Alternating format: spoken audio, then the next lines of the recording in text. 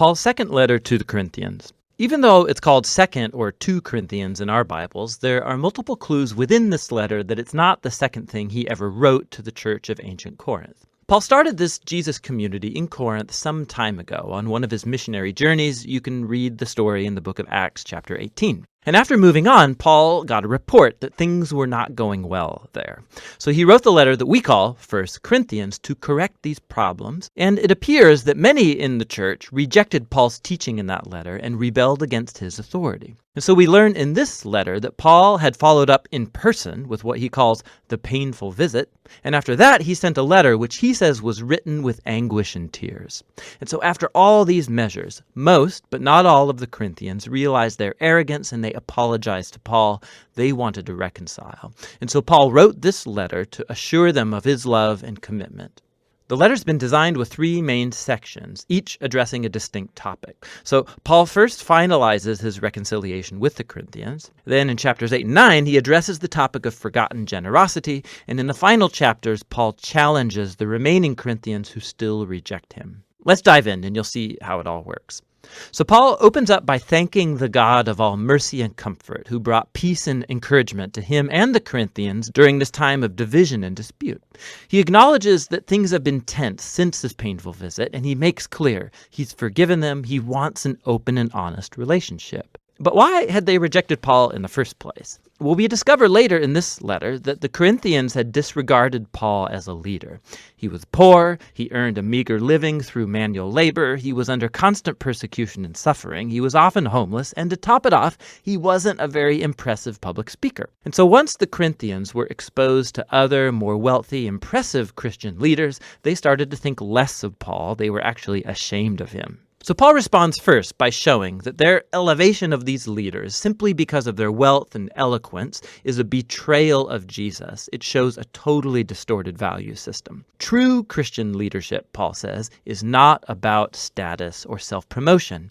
Paul depicts himself and the other apostles as captive slaves to King Jesus, who's leading them on a procession of triumph. Paul's job isn't to be impressive, but rather to point people to the one who is Jesus.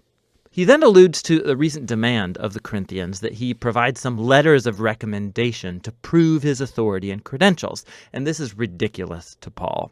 Their church wouldn't even exist if he hadn't started it. And so he says they are his proof of genuine leadership. They are his letter of recommendation. He cleverly quotes from the prophets Jeremiah and Ezekiel, saying that God's Spirit has written his letter of recommendation on their hearts as his new covenant people. The Corinthians shouldn't need any more proof than that. Now, the mention of the new covenant, it leads Paul into a long comparison between the old covenant between God and Israel that was mediated by Moses and the new covenant between God and the Corinthians mediated by Jesus and the Spirit. The old covenant made at Mount Sinai, it was truly glorious. It made Moses himself shine with God's glory, but that glory eventually faded. Not to mention the fact that the laws of that covenant were ineffective at truly transforming Israel. But the new covenant, by comparison, is even more glorious because the resurrected Jesus is the very glory of God and he lives on forever. And it's his Spirit that's now transforming people to become more faithful, just like Jesus himself. Now, this all sounds amazing. I mean, who doesn't want to share in God's own glory? But Paul goes on to show how the paradox of the cross turns upside down the Corinthians' ideas of glory and success. After all, Jesus' glorious exaltation as king took place through his suffering, execution, and death. On the cross, Jesus revealed God's salvation. He died for the sins of the world to reconcile people to God. But the cross does even more. It reveals God's character. He's a being of utter self-giving, suffering love that seeks the well-being of others. The cross also reveals a new cruciform way of life. And Paul's goal is that his life and ministry imitates the cross. So although his apostolic career, it's been marked by humility, suffering, by poverty, it was all to serve the Corinthians. And so when they disapprove of Paul's poverty and suffering, they disapprove of Jesus too. Paul's way of life and leadership is actually the proof that he authentically represents the crucified and risen Jesus. Paul really wants to reconcile with the Corinthians, but he won't let things lie until they've been transformed and embrace this upside-down paradox of the cross. After this passionate appeal, Paul moves on to address the topic of forgotten generosity. So the Jewish Christians back in Jerusalem, they had fallen into poverty due to a famine. And Paul was raising money among the new churches that he started, full of mostly non-Jews. They would all send a relief gift as a symbol of their unity in the Messiah, Jesus. And so many of his churches, they were thrilled to give. But the Corinthians, in the midst of all this conflict with Paul, hadn't saved up for the gift. And for Paul, this isn't just about money. It's another sign that the Corinthians have not been transformed by the gospel about Jesus, which, at its heart, is a story of generosity. Paul says, "You know the generous grace of our Lord Jesus the Messiah, that even though he was rich, for your sake he became poor, so that through his poverty you might become rich." He's telling the story of the gospel through financial metaphors. Jesus gave up his glorious honor, or wealth, and he lowered himself to die like a poor slave, so that other people who are impoverished through sin and death can be exalted and become wealthy through the riches of God's grace.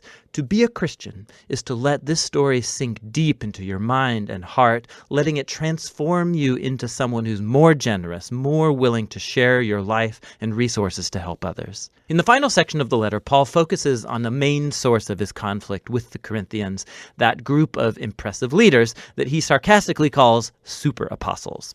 So they came to Corinth promoting themselves and bad-mouthing Paul as a poor, unsuccessful leader. And at the risk of sounding self-promoting, Paul says, do these guys really want to compare credentials? He can totally take them on. Are they Jewish Bible experts? Well, so is Paul. He was a Pharisee, for goodness sakes. He has the whole Bible memorized. Do they want to brag about their superior knowledge of Jesus? Paul has actually seen and hung out with the risen Jesus. He's actually had visions of Jesus' heavenly throne room. But more importantly, Paul has given his entire life to the mission of Jesus. He sacrificed comfort and stability, and he never asked the Corinthians for money. Unlike the super apostles who charged a lot, Paul earned his own living. But, Paul says, he refuses to brag about these accomplishments because these aren't the things that really matter as a Christian. Instead, what he'll brag about is how flawed and how weak he is, because it's in those inadequacies that he discovers the love and mercy of Jesus. Or as Jesus once told Paul, "My grace is sufficient for you.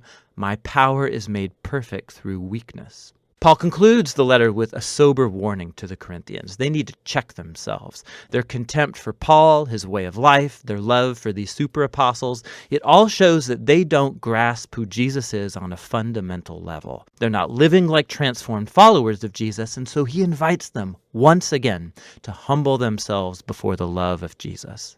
2 Corinthians gives us a really unique window into the life of Paul and the paradox set before us by the cross of Jesus. The cross challenges our values, our ways of seeing the world. We value success, education, wealth, but God values humility and weakness because his love and power were made known through the suffering, death, and the resurrection of Jesus. The cross also unleashes the transforming power and presence of the Spirit to empower Jesus' followers to take up his cruciform way of life and make it their own.